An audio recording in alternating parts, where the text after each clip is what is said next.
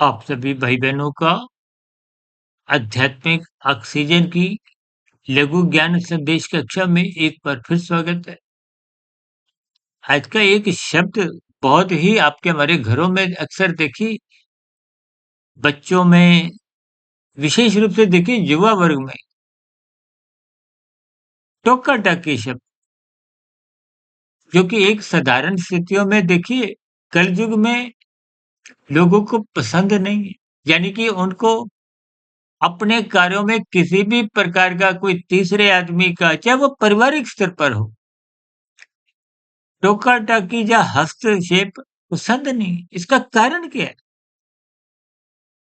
कि मनुष्य मनमर्जी की जीवन बिताना चाहता है। मनमर्जी की स्थितियाँ तो देखिए तामसी, राजसी स्थितियाँ हैं। अक्सर हम अपनी चर्चाओं में देखिए मनपसंद की स्थितियों को रजोगुण से, मनमर्जी की स्थितियों को तमोगुण से जोड़कर समझाते हैं। जबकि शास्त्र सम्मत स्थितियाँ सात्विक स्थितियाँ हैं। क्योंकि कलयुगी स्थितियाँ निरंतर बढ़ती जा रही हैं, समय बढ़ता जा रहा है।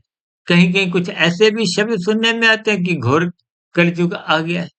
देखिए, कलयुग की आयु तो शास्त्रों में 4,32,000 वर्ष कही गई है और उस 4,32,000 वर्ष में तो अभी मात्र 5,128 वर्ष ही लगभग बीते हैं। शेष कलयुगी स्थितियाँ तो अभी आनी शेष हैं। और एक साधारण मनुष्य की आयु तो देखिए 70, 80, 90, 100 वर्ष की एक औसतन ऐसे ही चल रही है। लेकिन मनुष्य योनि को कर्म योनि से, साधना योनि से विशेष रूप से जोड़ा गया है। इसीलिए बार-बार शास्त्र शास्त्र भी तो टोका-टाकी करते हैं। ये करो, ये मत करो। जैसे माता-पिता बच्चों को टोकते हैं, किस लिए?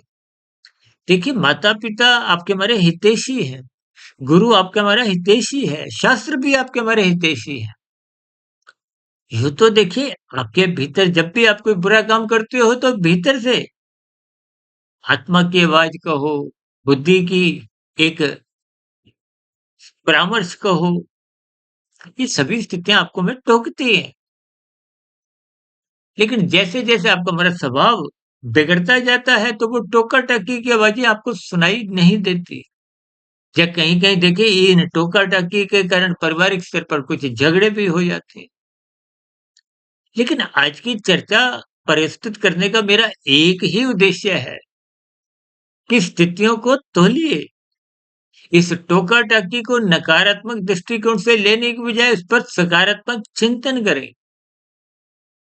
हालाँकि देखिए, मेरा स्वयं का देखिए कंप्यूटर से, मोबाइल से या और भी कुछ ऐसी सूक्ष्म स्थितियों से, टेक्नोलॉजी से मेरा कोई विशेष ज्ञान नहीं है। कभी-कभी देखिए वीडियो बनाते समय भी मेरी कुछ स्थितियाँ बिगड़ जाती हैं। अब ऐसी स्थितियों में देखिए, जो युवा वर्ग के लोग हैं उनका अधिक ज्ञान है, तो उनकी बात हमें माननी होती है। इसी तरह माता-पिता, गुरुजनों की बात आपको में जीवन से संबंधित अनुभवों के आधार पे बात माननी चाहिए। ये सभी स्थितियाँ आप जितना-जितना ज्ञानपूर्वक अपने जीवन में ढालोगे, तो धर्म की स्थितियाँ मजबूत होंगी। धर्म जब-जब मजबूत होता है तो अर्थ और काम बिगड़ते नहीं। अन्यथा धर्म कमज़ोर करते-करते देखिए जब आप माता-पिता की बातों को अनसुना करोगे, गुरुजनों की बातों को अनसुना करोगे, शास्त्रों का स्वाध्याय करोगे नहीं, ब्रह्म मुहूर्त में उठोगे नहीं, तो राजसी स्थितियाँ मनमानी, मनमर्जी की स्थितियों में ही आपको में निरंतर भले ही अल्पकालिक छोटे रास्तों में कुछ ऐसा को सुख-सुविधा के साधन उपलब्ध भी हो जाएँ, लेकिन भविष्य में इन सभी स्थितियों को मद्देनज़र रखते हुए इनके बुरे परिणाम ही आते हैं। इसलिए टोका-टाकी शब्द के सकारात्मक भाव समझिए, अपने जीवन में विशेष रूप से धर्म के स्तर पर अपने कर्तव्यों को निभाते हुए, अपनी ज़िम्मेदारियों को समझते हुए ब्रह्म मुहूर्त में उठिए। ब्रह्म मुहूर्त आपको स्वास्थ्य लाभ भी देता है, सूक्ष्म शरीर, मन, बुद्धि के स्तर पर भी अच्छे विचार सृजित होते हैं। ये सभी स्थितियाँ आपको हमारा कार्यशील फिर बिगड़ने नहीं देती, कर्मशः बिगड़ता नहीं है, संस्कार बिगड़ते नहीं हैं। इन सभी स्थितियों पर आप भी चिंतन करें ताकि सकारात्मक टोका-टाकी को उचित महत्व दें, अपना स्वयं का पारिवारिक जीवन में भी एक सुख शांति का माहौल उत्पन्न करें। इन्हीं शुभकामनाओं के साथ चर्चा विशेष को यहीं विश्राम देते हैं। शाम को सर्व कल्याण वृक्ष की प्रश्नोत्तर ज्ञान कक्षा में फिर मुलाकात करेंगे और कुछ शॉर्ट्स की वीडियो के जरिए इन सभी स्थितियों पर आप भी चिंतन करें। मेरी कोई कही गई बात आपको बुरी लगी हो तो उसके लिए मैं क्षमा चाहता हूँ।